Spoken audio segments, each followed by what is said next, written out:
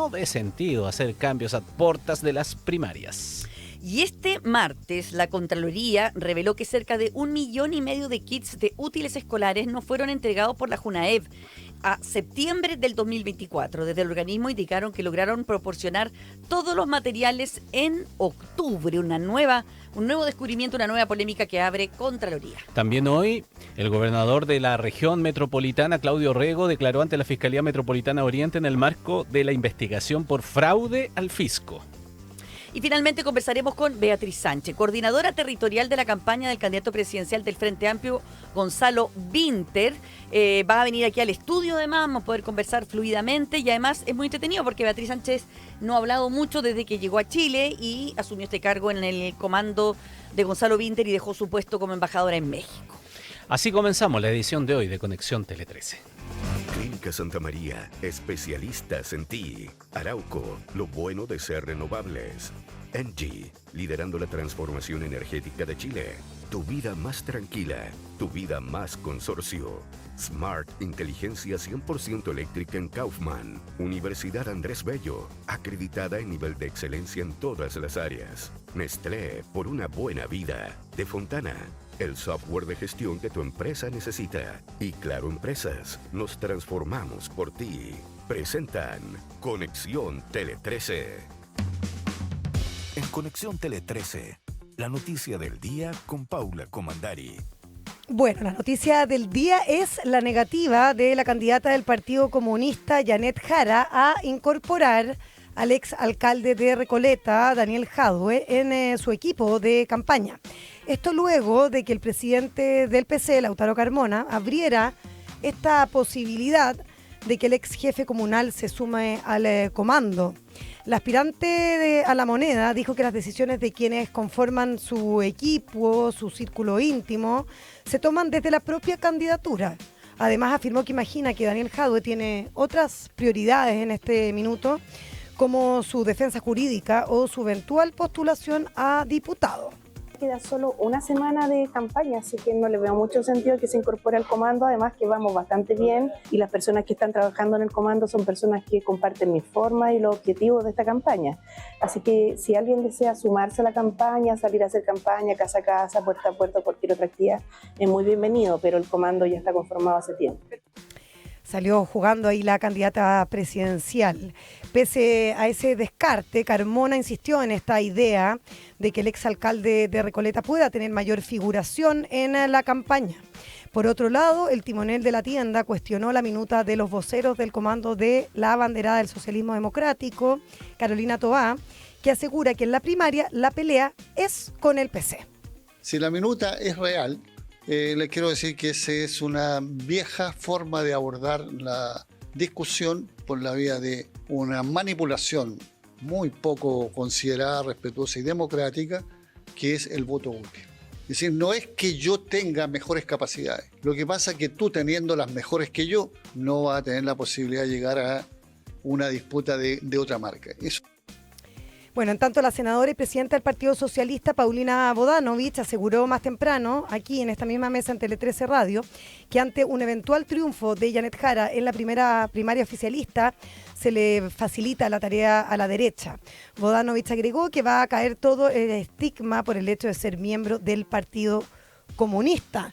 De hecho, Ramón Mónica, es un tema que ya se está conversando, esto de que si es que Janet Jara sale ganadora de la primaria, debiese renunciar al Partido Comunista. Algo que me dicen, bueno, no hay una decisión tomada al respecto, pero sí me comentan que no vendría de ella esa renuncia o, hablemoslo mejor, como congelar su militancia, así como lo hicieron algunos expresidentes como Ricardo Lagos, por ejemplo. Y si algo así llegase a pasar es porque algún partido o el propio Partido Comunista se lo solicita, o si algunos de los otros partidos de esta coalición se lo pidieran como para ser una candidata que representa a todos los sectores, pero no vendría de una decisión personal de ella. Ahora, quiero contarles un poco la interna de lo que se está viviendo en el Partido Comunista, porque la tensión es súper visible y latente, y cómo la manera que se va a resolver esas tensiones puede ser crucial en esta semana y media que queda de campaña para las primarias. En simple, lo que sabemos hoy es que en el PC no hay paz. La tensión escaló después de que el presidente del partido, como recién comentábamos, con entusiasmo, diría yo, casi festivo, quiso o planteó la idea de incorporar a Daniel Jadwe al comando de Janet Jara, y lo hizo apenas se conoció el cambio de la medida cautelar que existía en contra del exalcalde de Recoleta, que, recordemos, lo deja ahora en arresto domiciliario nocturno y baja esa cautelar porque antes estaba con prisión domiciliaria total. Pero, bueno, parece que esa alegría de Carmona duró bien poco, porque lo que me comentan fuentes cercanas a la candidata comunista es que evaluaron, de alguna manera, la arremetida de Carmona como una movida impensada e irresponsable, que se pasó de largo varios pueblos y que no midió las consecuencias políticas de qué significa realmente sumar a Daniel Jadwe a una campaña en curso, justo además en el momento en que la Fiscalía, ojo, podría apelar en los próximos días y revertir esa nueva cautelar. Entonces lo que me dicen es que es lo peor que se puede hacer en este contexto, apenas semana y media antes de las primarias, según lo que me reconocen varios cercanos a Janet Jara, y por eso ella habría sido tan tajante en señalar que Daniel Jadwe no va a estar en su comando. Y no solo, Ramón, Mónica, por su situación procesal, sino que porque además no son cercanos.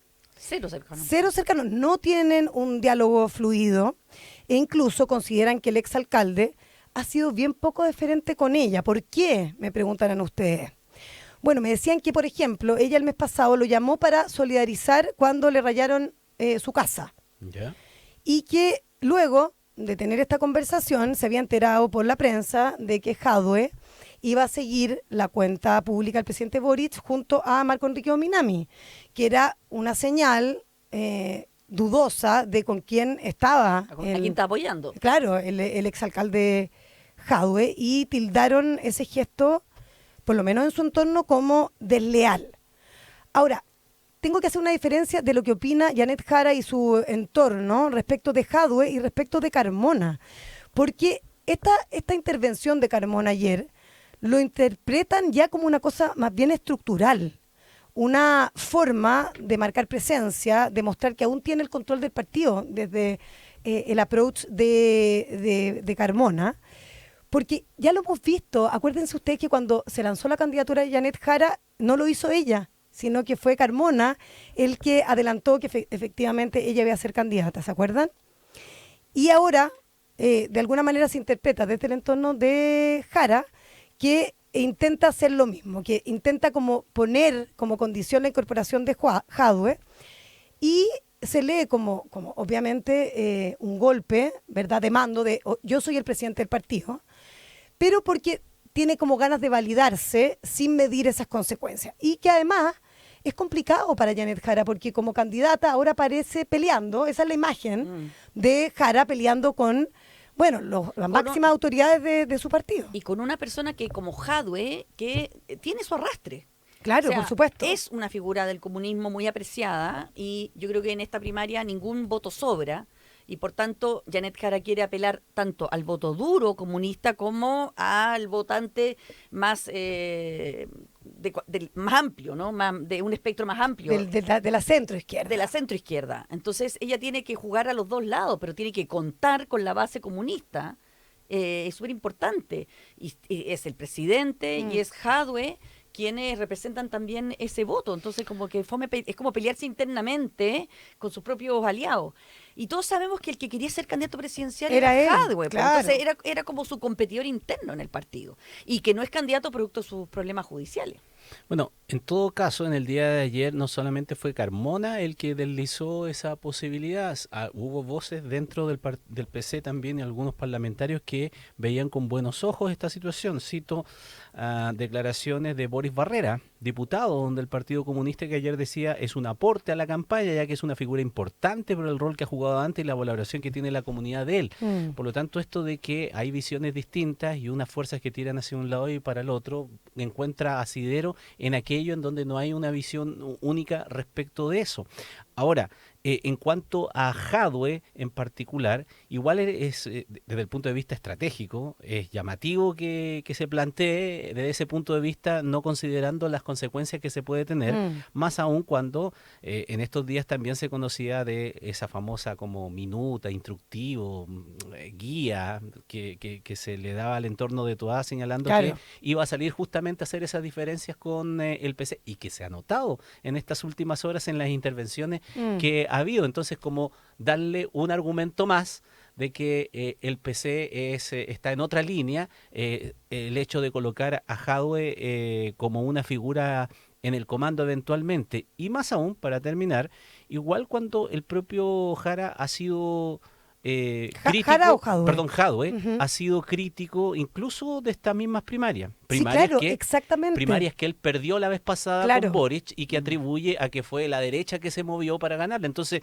él dijo en algún instante que estas primarias no eran democráticas. Exactamente, que eran primarias que se aprovechaba la derecha de ir a votar y cambiar la voluntad del sector. ¿Sabes cómo lo están interpretando al interior del comando de Jara? Que sería como una especie, bueno, yo lo encuentro un poco pasado de rosca el comentario, pero como una especie de landerreche al interior de su comando, porque en el fondo estaría como remando contra lo que ella misma ha puesto como un principio súper válido y democrático, que son efectivamente las primarias, pero que sería un elemento súper disruptivo para ella, que además no es cercana, y además cuando Jadwe está enfrentando un proceso judicial bastante complejo. Ya, pero siguiendo ese símil, entonces en el socialismo hay muchos que creen, no lo dicen públicamente, pero dicen que Landerreche dijo lo que todo o buena parte pensaba. Claro, que es distinto. En este punto de vista, a lo mejor también muchos piensan que Jadwe es el hombre o es lo que debiera representar el PC, él u otra persona en esta primaria, pero obviamente que con eso no tienen posibilidad y por eso está Janet Jara. Yo creo que ya nadie, antes que el Partido Comunista era un partido súper monolítico, organizado, centralizado, ordenado, yo creo que ya nadie puede negar que ya no es así. Y que evidentemente Janet Jara no pertenece a la línea más dura del Partido Comunista. No, claro. Y por tanto es una persona que ha todas estas tensiones que tú mencionabas, Ramón, están. Claro, son así. Claro, porque Janet Jara es una persona que durante esta administración, por lo menos siendo comunista, llegó a acuerdos con el mundo empresarial, en la que empujó el proyecto previsional, que no le acomodaba tanto al Frente Amplio, menos al Partido Comunista, que encontraron que era entregarse frente a la derecha y al sector privado. Pero claro, uno ve que esta tensión, uno sobre todo ve que cómo este tipo de tensiones puede escalar en estos últimos días.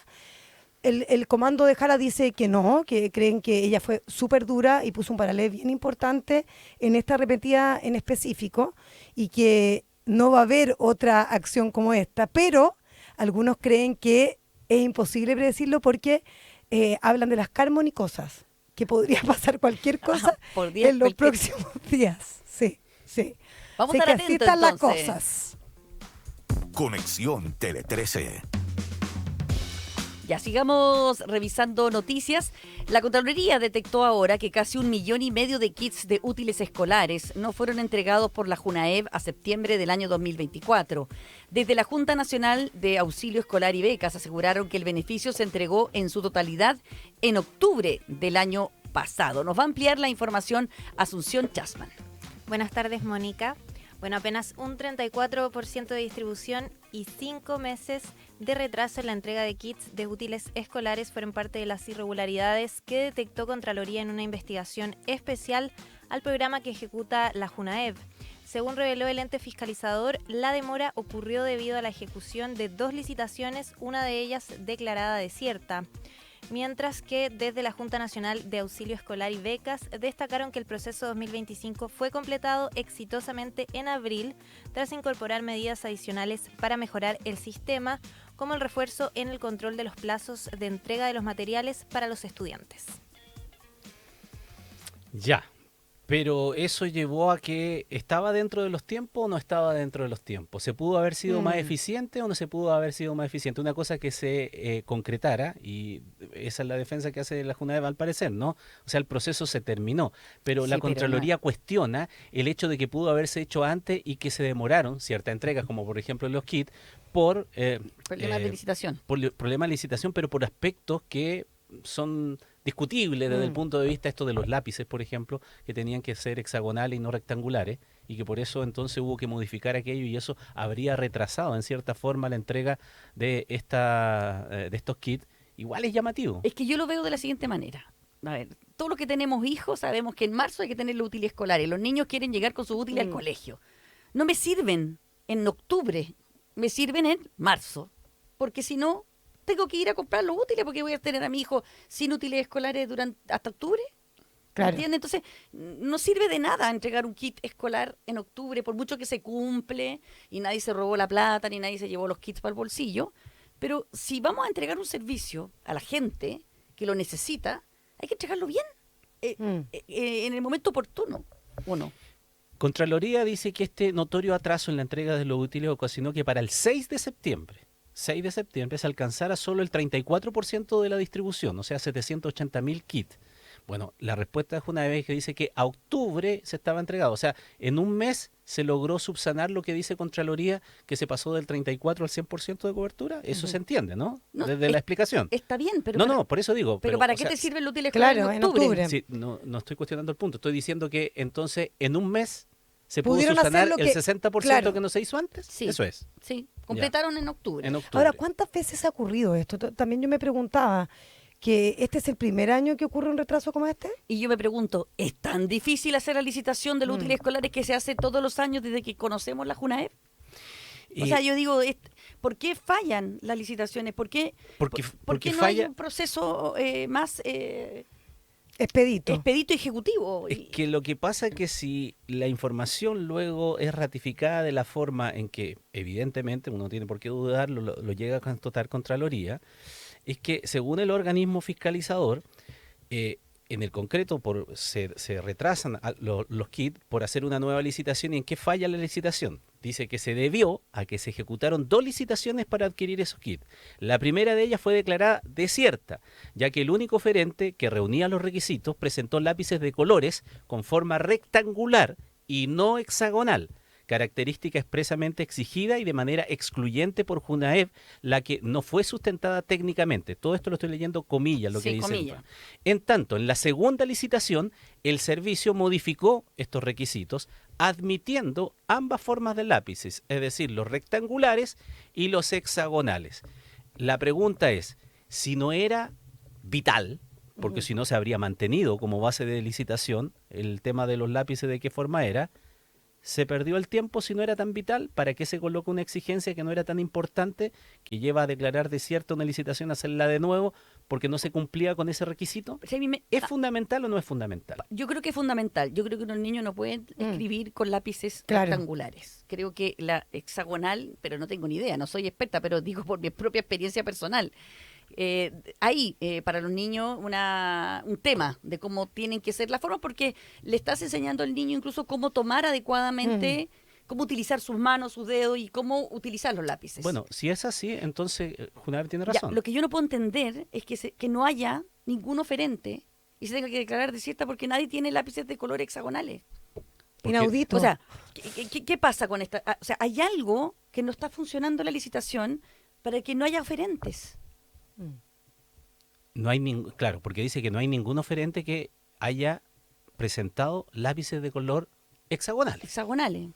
A mí- Súper llamativo, a mí- ¿no? Raro, po. Rarísimo. Pero si lo que más hay son lápices Claro. hexagonales. Eso es Yo lo que anduve digo. buscando hoy día para Ya. ver, quería traer aquí lápices, porque quería encontrar un lápiz rectangular. Y si era el lápiz rectangular, ¿sabes? El único que encontré es el lápiz de carpintero. Son los que usan los carpinteros y los hexagonales son todos los lápices. El otro Todos son- los lápices son hexagonales. No, hay igual redondo, Bueno, redondo, Circulares. redondo hexagonales. circulares. Y los circulares son la razón por la cual no se deja de utilizar y por la cual se inventó los hexagonales, para que no se caigan. Para que en la mesa, especialmente en la mesa de los dibujantes, Para por que ejemplo, no rodaran. que son más inclinadas, estamos hablando ya más profesional, un lápiz circular cae. Y en la de los niños, más todavía que los chicos se mueven y toda la cosa, el lápiz sale cayendo, se rompe la punta, sale cayendo, se rompe la punta, sale cayendo. Entonces, para que no se caiga, tiene que tener esta forma. Además de facilitar un buen agarre para una precisión en el trazado. Esa es la razón técnica que tienen los lápices con esa forma. Así es que igual llama la atención. Llama la atención que no haya un oferente con eso. Llama la atención si en anteriores licitaciones, eso lo desconozco, hubo oferente de lápices hexagonales y por qué no lo hubo esta vez. Y llama la atención también si era tan necesario y tan urgente, como parece ser una medida técnica, de que después, ante esa ausencia, entonces sí se permiten lápices rectangulares. Que no sean Ahora, hexagonales. Yo solo sé que cuando se dice que siempre hay que poner a los niños primero, no lo veo. No lo veo por ninguna parte. Por ninguna parte. Entre la cantidad de licencias médicas irregulares que han pedido la propia Junaed, los profesores, o los paros que cierran lo primero los colegios, o que no tienen ni siquiera sus útiles escolares, de verdad que la frase me queda un poco vacía. Yo quiero saber si, por eso colocaba lo de las fechas, Mónica, si Junaed dice que completó todo en el mes de octubre y Contraloría dice que al 6 de septiembre solamente un tercio estaba entregado y se cambiaron la base de licitación, quiere decir entonces que el resto del 60% de los lápices de colores que se entregaron fueron de carpintero para poder cumplir. O sea, me gustaría preguntar si los niños recibieron en su kit lápices de carpintero, o sea, planos, no planos, rectangulares, porque es el único que conozco. No sé si se supone que son como más gruesos y son mucho más incómodos. Sí, pues por eso. Yo ni siquiera sabía que existían en varios colores. Pensé que existían solo rojo, azul, no, varios que son los colores a que menos tienen. Que hayan otros intermedios que son rectangulares, no tan planos como los de los carpinteros. Que de hecho, de los carpinteros tiene una razón de ser para eso también. Uno, para que no se caiga dentro de la y otro porque tiene un trazo que es más regular porque se usa para marcar la madera. Por eso. Ah, mira. Sí, lo estuve investigando también para entender por Oye, qué pero el reporteo es bueno, Ramón. Sí. No, si hay razones técnicas, no es que se le haya ocurrido a alguien una tontera nomás así, pero si se subsanó de esa manera para poder, también es llamativo, también es muy llamativo. Bueno, en fin. Conexión Tele 13. Ya. Otra de las noticias del día, el gobernador de la región metropolitana, Claudio Rego, declaró hoy ante la Fiscalía Oriente por cerca de 4 horas. La autoridad regional destacó que entregó un conjunto de antecedentes que espera que demuestren a la brevedad que actuó correctamente y con apego a derecho. Cerca de las 10 de la mañana de hoy, el gobernador Claudio Rego comenzó a declarar ante la fiscal Constanza Encina en el marco de la investigación por fraude al fisco tras el informe de Contraloría que cuestionó una serie de sesiones de coaching pagadas por la gobernación en medio de su campaña para la reelección. Tras comparecer en la Fiscalía Oriente, Orrego insistió en que hay aprovechamiento político en la solicitud de los consejeros regionales republicanos para destituirlo. Respecto a la salida de Mayuri Reyes como jefa de la División de Presupuesto e Inversión del GORE, el gobernador afirmó que el eventual conflicto de interés fue omitido a la autoridad y que tras averiguaciones decidió pedirle la renuncia a la funcionaria.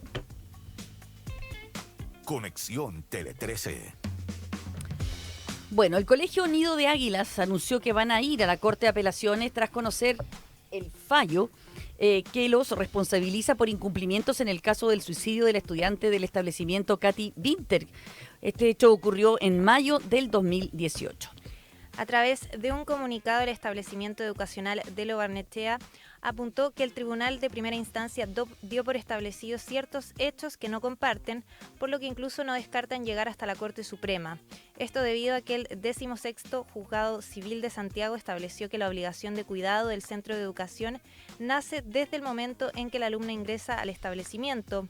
El tribunal además apuntó que el colegio no puede desconocer la obligación de contar con protocolos de actuación en caso de acoso escolar. Desde el establecimiento educacional señalaron que la seguridad y el bienestar de los estudiantes siempre ha sido la máxima prioridad y destacaron que a raíz de la tragedia tanto los profesores como el personal asisten regularmente en capacitaciones de prevención del suicidio. 6 de la tarde con 26 minutos. Claro Empresas se ha adelantado al futuro para traer las soluciones que las empresas necesitan hoy. Con el respaldo de América Móvil, la innovación es realidad para así llegar a todas las empresas de Chile. Chequeo anual en Clínica Santa María. Puedes agendar tu próxima hora en los centros médicos. Reserva tu hora en el sitio web que es clínicasantamaría.cl.